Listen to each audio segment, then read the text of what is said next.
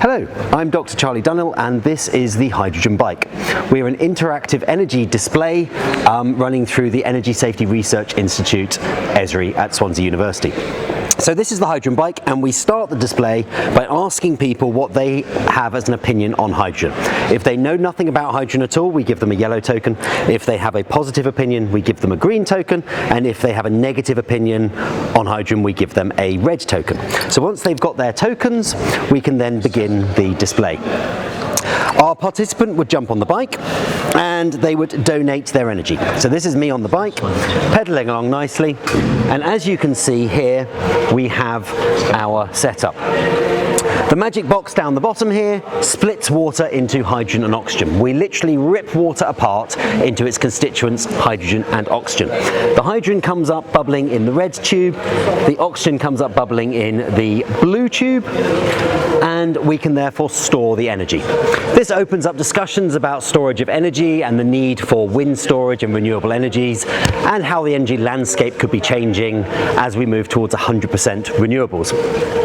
The point here is that we've managed to store our energy for as long as we could possibly need it in the form of hydrogen gas. Also of significance is the fact that we have decoupled supply from demand. So there is now no link between the stored energy there and me pedaling. If I pedal really, really hard, we get a gust of hydrogen. If I stop pedaling, we stop the hydrogen. So there's no link between the supply and the demand. So looking now at the demand, there's a number of ways we can get the energy back from hydrogen. We can use the hydrogen in a fuel cell, which gives us electricity. There are cars that run on hydrogen, and indeed today I managed to drive into the Senedd where we are today in a hydrogen car. Fuel cells could be used in houses as well to provide the electricity. Alternatively, we can actually burn hydrogen. Now, hydrogen burns really, really nicely as a fuel. It is a fuel, so it is very dangerous. It's full of energy, just like petrol or natural gas, but hydrogen actually burns really nicely as a fuel. So I'm going to show you here a hydrogen flame, and this is probably the first time you will ever see a flame burning without any carbon dioxide. So if I turn that on and light that there, it's very, very difficult to see, but there is a flame here burning at 1000 degrees centigrade, giving off absolutely nothing but water. So it's the first flame you'll see that has no carbon dioxide, but it burns beautifully, stably.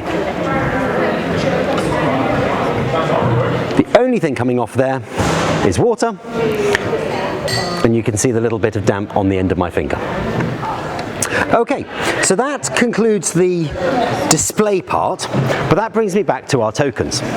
So it's really important. We have now looked at your opinion before, and we now want to know your opinion after. So we pose this question: how do you feel about a hydrogen-powered future?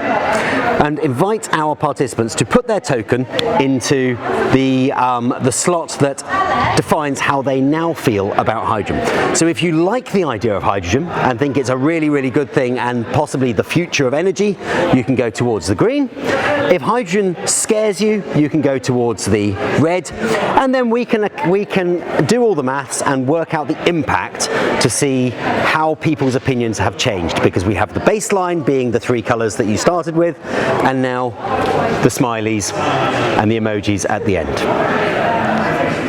Thank you very much.